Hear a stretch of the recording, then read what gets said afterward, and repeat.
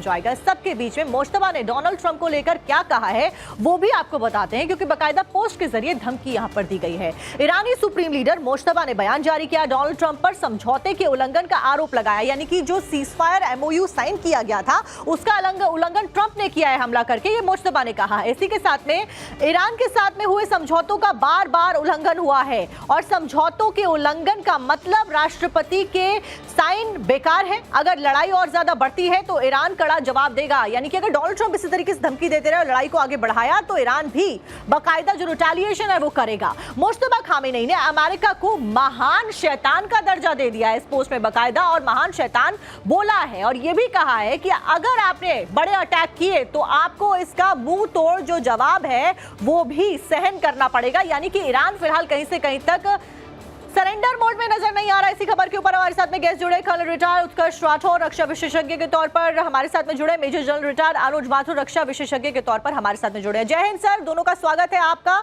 और सबसे पहले मेजर जनरल अनुज माथुर आपके पास ही मैं आऊंगी कि फिलहाल इस पूरे घटनाक्रम को कैसे समझा जाए। आज की अगर बात की जाए तो जॉर्डन में बड़े हमले यहां पर किए हैं और अमेरिका ने अब ये कह दिया है open the gates of hell. Utkarsh sir आपके पास में आऊंगी, अभी मेजर जनरल के साथ में जुड़ने में कुछ दिक्कत है। उत्कर्ष सर, फिलहाल इसको कैसे समझा जाए? अब ये कहा जा सकता है कि वॉर वाकई शुरू हो गई है। दोनों पक्षों ने अब ललकार दिया है और जैसा कि आप कह रही थी कि सारे हमले सटीक हो रहे हैं। अभी भी कोई नहीं पूछ रहा है कि ईरान को कौन ये इंटेलिजेंस दे रहा है।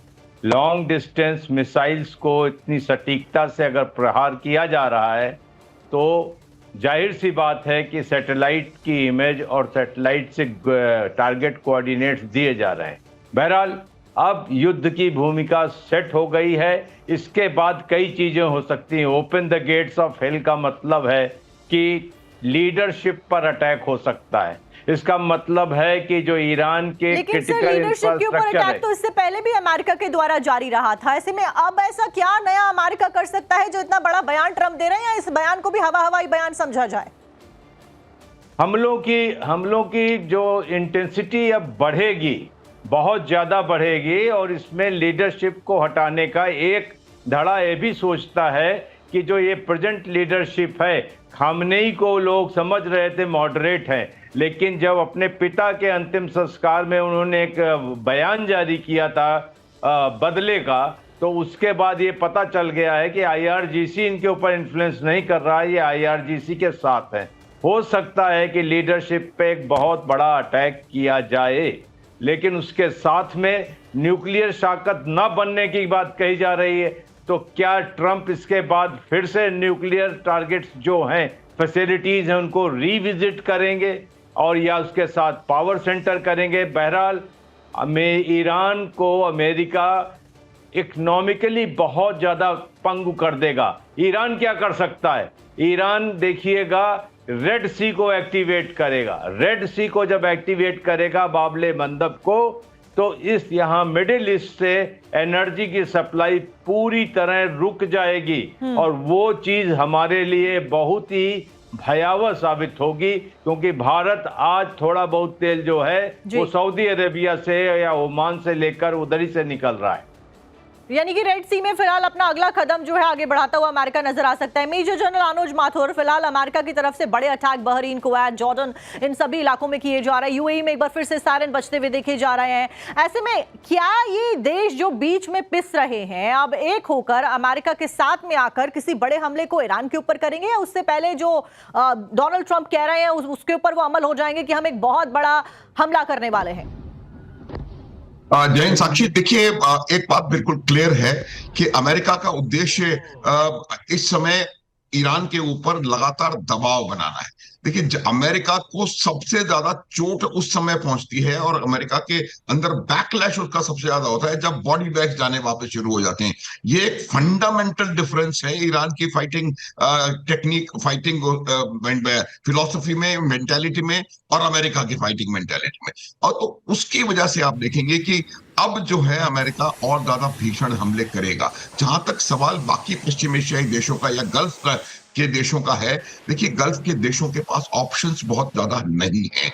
उनके पास ऑप्शन, आप मुझे बताएं कि किस प्रकार से गल्फ के देश अपने आप अपने लेवल के ऊपर जाकर के कोई और कार्रवाई कर सकते हैं या अपनी सुरक्षा को यकीन करवा सकते हैं। ये उनके लिए अकेले संभव नहीं है, क्योंकि वो शायद इतने निर्भर रहे हैं हमेशा से अमेरिका के ऊपर कि उनका अपना जो डिफेंस मैकेनिज्म है या वॉर फाइटिंग कैपेबिलिटी का जो मैकेनिज्म है वो कहीं ना कहीं पूरा उभर करके नहीं आया। अब उनको ये समझ में आ रहा है, लेकिन चारा नहीं है।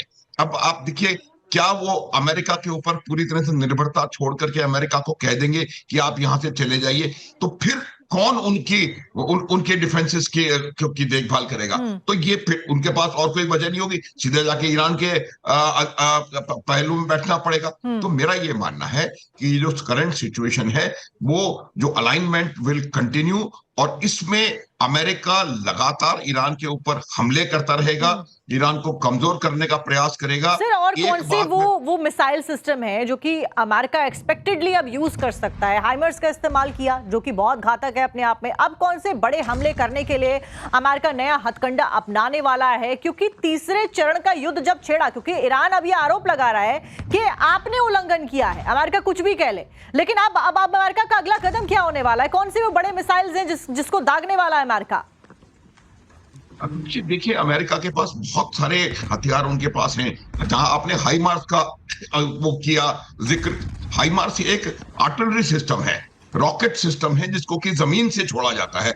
और ये चूंकि जमीन से छोड़ा जाता है, इसलिए ये बात निश्चित है कि या तो कुवैत से या इराक में जहां उनके बेसिस हैं वहां से इनको प्रयोग में लाया गया है, क्योंकि इसकी रेंज लिमिटेड है, 300 किलोमीटर तक है। इसके अलावा अमेरिका के पास हर किस्म के मिसाइल्स, चाहे वो हाइपरसोनिक हो या क्रूज मिसाइल्स हो और टॉमाहॉक मिसाइल्स हो, उनके पास बहुत बड़ा जखीरा है। ये बात कहना कई बार सुनने को आई है, ये बात कि अमेरिका की मिसाइल्स खत्म हो रही हैं, उनकी ये कम हो रहा है। अमेरिका एक बहुत बड़ी सामरिक शक्ति है, दुनिया की सबसे ज्यादा ताकतवर देश है। उसके पास कई किस्म के हथियार अभी भी मौजूद हैं जो लंबी दूरी से हमला करने की काबिलियत रखते हैं। अब एक चीज और आप देखने को देखेंगे कि जो नीचे समुद्र के अंदर से सबमरीन से हमले करने की कोशिश, टॉमाहॉक मिसाइल्स को वो सबमरीन से फायर करने की काबिलियत रखता है, और वो काबिलियत खाड़ी में अभी इस समय मौजूद है। तो फिलहाल उनका मकसद ये रहेगा कि किसी प्रकार से ईरान की दो चीजों पर लगातार हमले करके उसकी काबिलियत को डिग्रेड करें। पहला, उसकी war fighting and war controlling ability. War controlling में इसलिए कहता हूं, देखिए जो लॉजिस्टिक्स, कमांड एंड कंट्रोल और कम्युनिकेशन के सेंटर्स हैं, उन पे एक सिस्टमेटिक तरीके से लगातार हमले हो रहे हैं। और दूसरा, उनकी जो इंफ्रास्ट्रक्चर है, कनेक्टिंग लिंक्स, जैसे ब्रिजेस के ऊपर अभी हाल फिलहाल में अगर अभी देखा जाए 7 से 8 दिन में तो बड़े हमले अमेरिका ने कर दिए, और इसी बात की निंदा, सिविलियंस के ऊपर अटैक और ब्रिजेस के ऊपर अटैक करने की निंदा मुश्तबा खामेनेई ने भी अपने बयान में की। आपको रोकते हुए सर, यहाँ पर अमेरिका और ईरान के बीच में जिस तरीके से हमले तेज हो रहे हैं, ये बता दें कि अमेरिका से एक बड़ी अपडेट सामने आ रही है। अमेरिकी विदेशी विभाग की जंग को लेकर एक चेतावनी सामने आई है। दुनिया भर में अमेरिकी नागरिकों के लिए चेतावनी जारी की गई। हालात जटिल, अचानक बिगड़ने की आशंका जताई है। अमेरिकी विभाग ने दुनिया भर में मौजूद अमेरिकी नागरिक, खास करके जो पश्चिमी एशिया में रहने वाले अमेरिकी हैं, उनको लेकर चेतावनी में कहा है कि ताजा घटनाक्रमों के लिए खबरों पर बारीकी से नजर बनाए रखें, अपने दूतावास के संपर्क में रहें।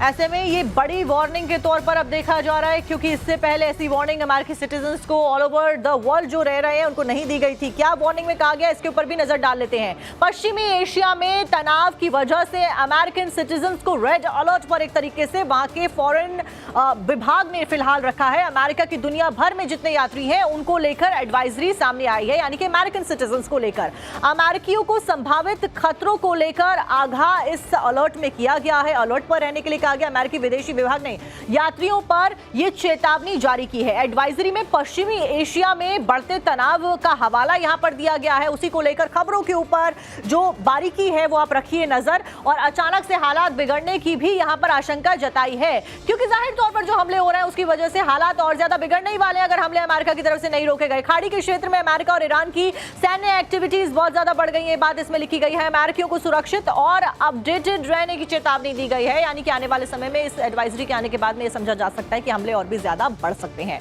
अमेरिकी दूतावास के जारी निर्देशों का पालन करने की नसीहत भी अंत में इस पूरी एडवाइजरी में अमेरिकी फॉरेन विभाग के द्वारा फिलहाल दी गई है। और जो सिटीजन्स हैं पश्चिमी एशिया में खास करके जो रह रहे हैं उनसे कहा है कि आप अलर्ट पर रहिए, क्योंकि जो स्थिति है वो आगे बढ़ सकती है